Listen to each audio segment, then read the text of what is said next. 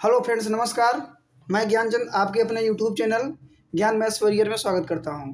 दोस्तों, कल आप लोगों को कॉम्प्लेक्स नंबर समित संख्या के बारे में बताया गया था, जिसमें ये बताया गया था कि जो आयोटा का मान होता है उसका मान कितना होता है, √-1 होता है। फिर आगे आप लोगों को इसी तरीके से बता दिया गया था कि यदि आई का स्क्वायर करोगे तो क्या हो जाएगा, -1 हो जाएगा। तो इस तरीके से हम आगे घात देखते हैं। यदि आपको बता दिया जाए कि घात आपका मान अगर ये धनात्मक रहेगा तो कैसे हल किया जाएगा, और यदि घात ऋणात्मक रहेगा तो कैसे हल किया जाएगा। धनात्मक की बात आती है, जिसे देख दिया जाए कि यहाँ पे बता दिया जाए कि केस नंबर फर्स्ट, तो अगर कह दिया जाए कि i⁴ का मान बताना है, तो हमको ज्ञात है कि आई स्क्वायर का मान कितना होता है, -1। तो हम क्या काम करेंगे, यहाँ पे लिखेंगे कि आई स्क्वायर का क्यूब कर देंगे इंटू आई कर देंगे। तो फिर आई स्क्वायर का मान कितना होता है, -1।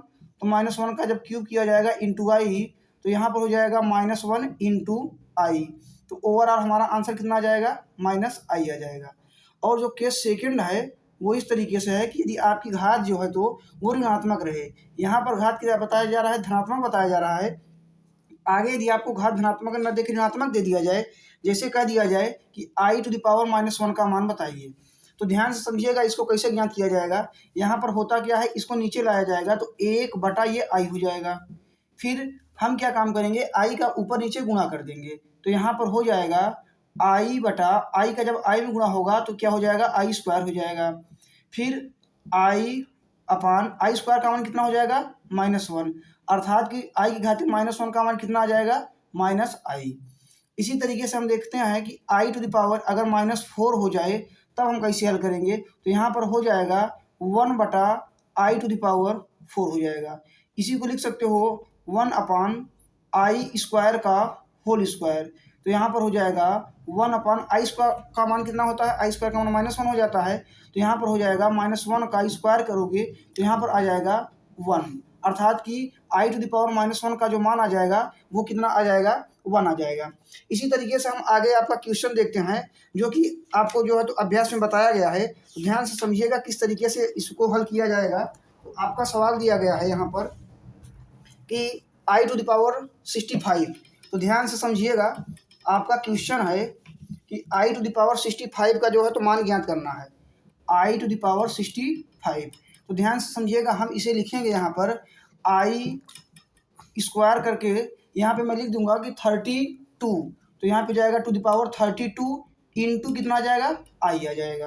तो यहाँ पे ध्यान से समझिएगा, आई स्क्वायर का मान कितना हो जाएगा, -1, और -1 के घाते 32 करोगे इंटू आई। तो ये ध्यान से समझिएगा, जब -1 का 32 बार मल्टीप्लाई किया जाएगा तो कितना आ जाएगा, +1 आ जाएगा, अर्थात कि यहाँ पर आ गया 1 इंटू आई।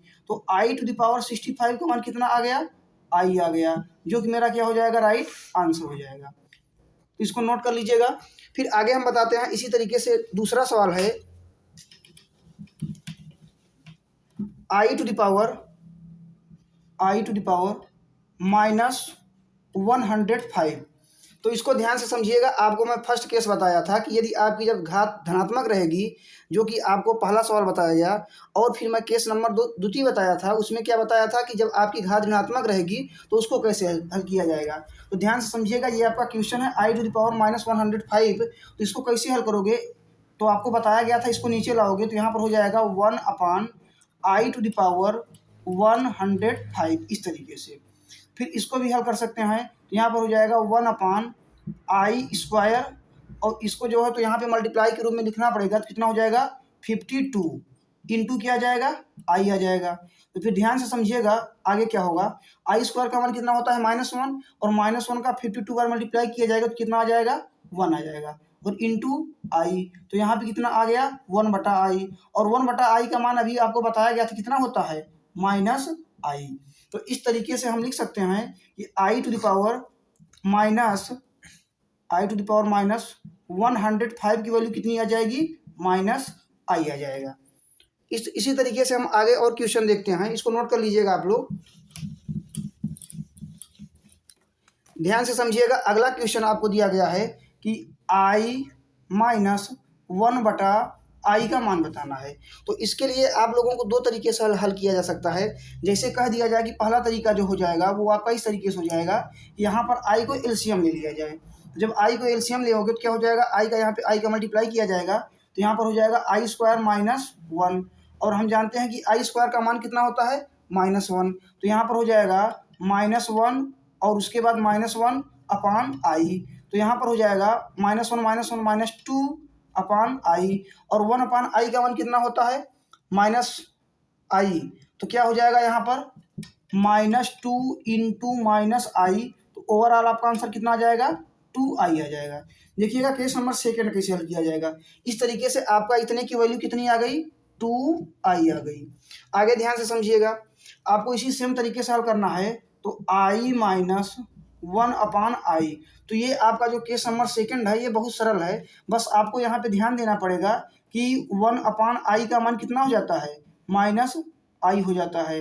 तो इस तरीके से यहाँ पे रखिएगा, तो आई माइनस 1 अपान आई की जगह क्या रख देंगे -आई, तो माइनस माइनस प्लस आई हो जाएगा, तो और आई जोड़ लेंगे कितना हो जाएगा 2i हो जाएगा। तो इस तरीके से ध्यान दीजिएगा, आपका जो आंसर आ गया दोनों मेथड से सेम आ गया, तो जो आपको सरल लगे वही आप लोग हल कर लीजिएगा। फिर आगे देखते हैं,